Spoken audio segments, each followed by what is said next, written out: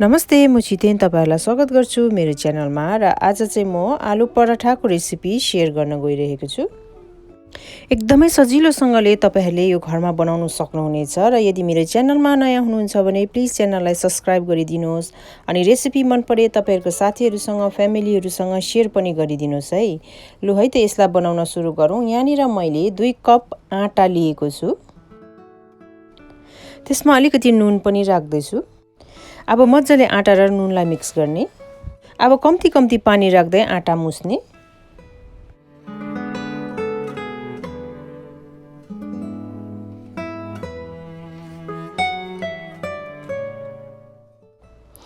आटा मुस्दा एकदमै सफ्ट पनि मुस्नु हुँदैन अनि एकदमै हार्ड पनि मुस्नु हुँदैन।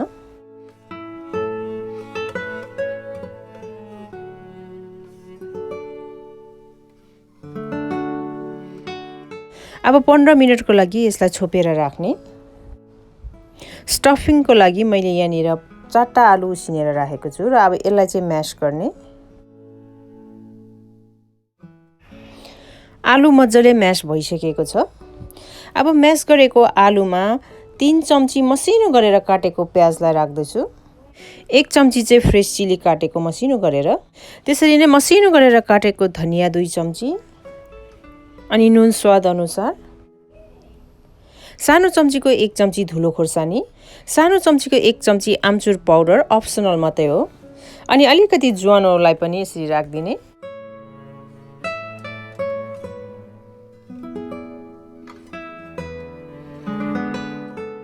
अब यी सबै सामग्रीहरुलाई चाहिँ मज्जाले मिक्स गर्नुपर्छ।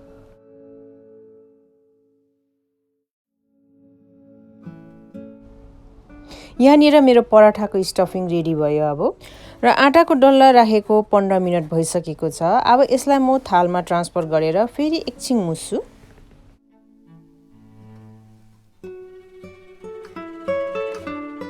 मुसिसकेपछि आफूलाई चाहिएको साइज अनुसार यसरी डल्ला काटेर राख्ने। बेल्दा सजिलो हुन्छ भनेर यहाँ मैले अलिकति आटा पनि राख्दै छु। अब यहाँनिर मैले पराठा बेल्न सुरु गरे। आलु पराठाको लागि पराठा बेल्दाखेरि जहिले पनि बाहिरको भाग चाहिँ पातला अनि बीचको भागलाई चाहिँ अलिकति मोटो राख्नुपर्छ। यसो गर्नाले चाहिँ स्टफिङ हालेर फेरि बेल्दाखेरि चाहिँ पराठा फुर्दैन।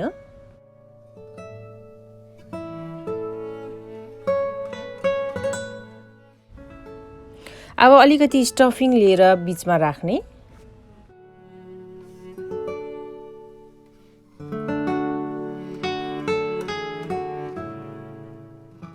अब यसलाई गोलो आकार बनाउँदै जाने यसरी।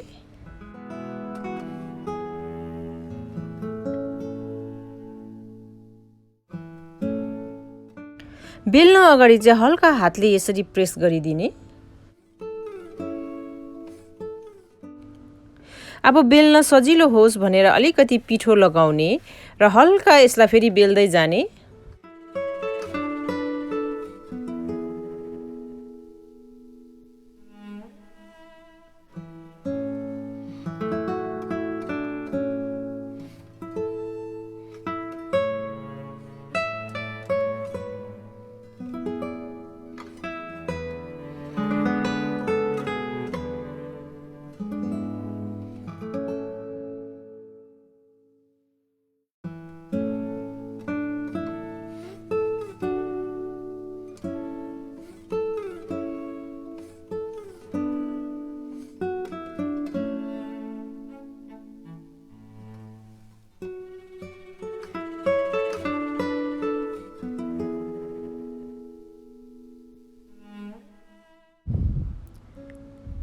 अब तातो प्यानमा राखेर दुवै साइड 3 मिनेट पाक्नु दिने। पहिला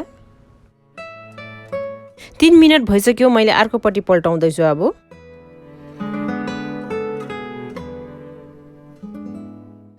ल अब यतापट्टि पनि पल्टाए मैले। 3 मिनेट भइसकेको छ र यति बेला ग्यास चाहिँ मिडियम राख्नुपर्छ र अब अर्कोपट्टि पल्टाइसकेपछि चाहिँ अब यसरी अलिअलि गर्दै घिउ लगाउन थाल्ने।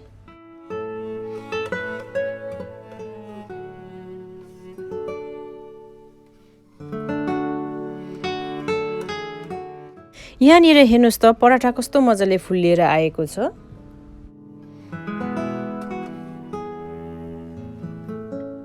यसरी नै दुवैपट्टि हल्का प्रेस गर्दै पराठालाई मजाले पाक्न दिने।